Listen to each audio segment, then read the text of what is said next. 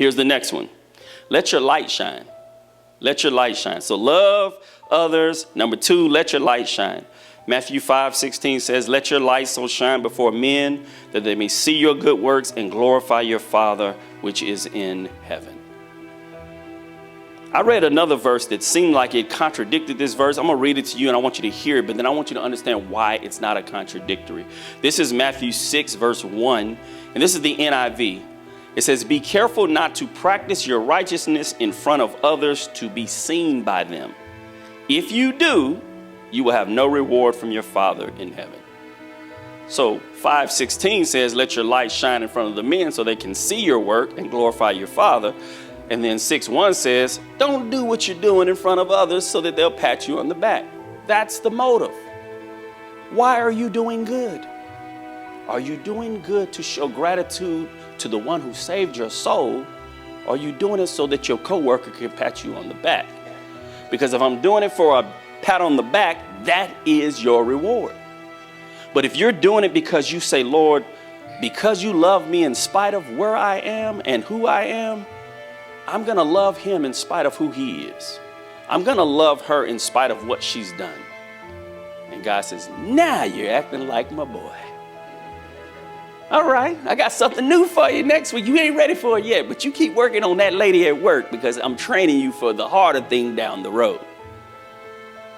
We do what we do not for the applause of man, but because of our appreciation for the Father.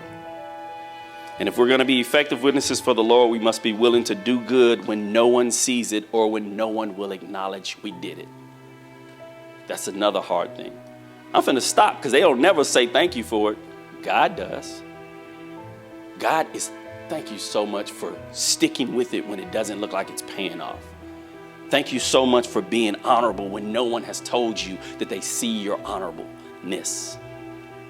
Is that a word? Thank you. I appreciate you. Well done. That's what you want to hear, right? Well done. You don't hear well done because you did what everybody else can do.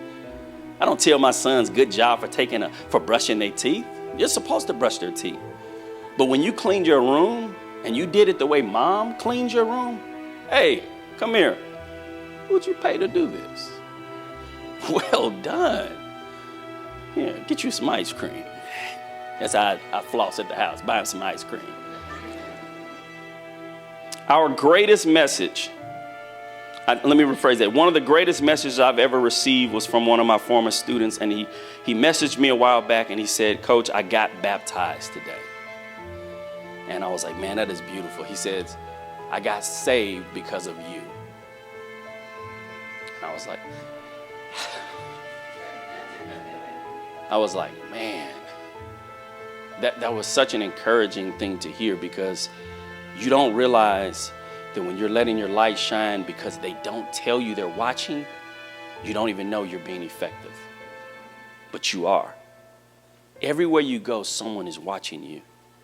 And someone needs to see your light. So you have to let it shine.